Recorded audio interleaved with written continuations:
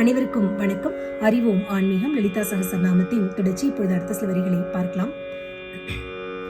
மைத்ரியாதி வாசனா லப்யான்னு சொல்றோம். அதாவது மைத்ரின்னு சொன்னா தோழமைன்னு சொல்றது. மைத்ரியாதி வாசனா லப்யானா அம்பாள் இந்த தோழமை பக்தி மூலமாக எளிமையாக அம்பாளை அடைய முடியும். அந்த தோழமை மூலமாக அடையக்கூடிய இடத்துல அம்பாள் இருக்கின்றாள். அதனால மைத்ரியாதி வாசனா லப்யா. மகா பிரளய சாட்சினின்னு சொல்றோம். அதாவது அம்பாள் பிரளயத்திற்கு சாட்சியாக இருக்கின்றாள். அதனால மகா பிரளய சாட்சினின்னு சொல்றோம். பராசக்தின்னு சொல்றோம். அதாவது சக்தியின் முடிவில் அம்பாள் இருக்கின்றாள். அதனால பராசக்தி.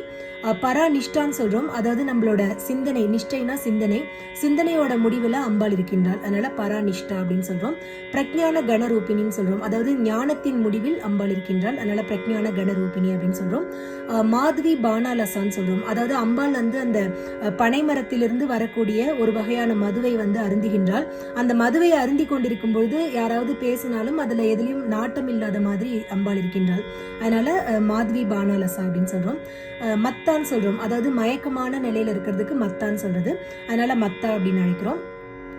மாத்ருகா வர்ண ரூபிணி அப்படின்னு சொல்றோம். அதாவது அம்பாள் எல்லா வகையான வர்ணத்தின் வடிவமாக இருக்கக்கூடியவள். அதனால மாத்ருகா வர்ண ரூபிணி அப்படின்னு சொல்றோம். மகா கைலாச நிலையான்னு சொல்றோம். அதாவது கைலாசத்தில் வாசம் செய்யக்கூடியவள். அதனால மகா கைலாச நிலையா அப்படின்னு சொல்றோம். மிருணால மிருது தோர்லதான்னு சொல்றோம். அதாவது அம்பாளோட கரங்கள் மென்மையாக இருக்கின்றது. அது எப்படி இருக்குன்னு சொன்னா அந்த தாமரையோட இதழை தொட்டால் எவ்வளவு மென்மையாக இருக்குமோ அந்த அளவுக்கு அம்பாளோட கரங்கள் மென்மையாக இருக்கின்றது. அதான் அந்த வகையில சொல்றோம். மிருணால மிருது தோர்லதா. மகனியான்னு சொல்றோம். அதாவது அம்பாள் மரியாதைக்கு உரியவள். அதனால மகனியா அப்படின்னு சொல்றோம்.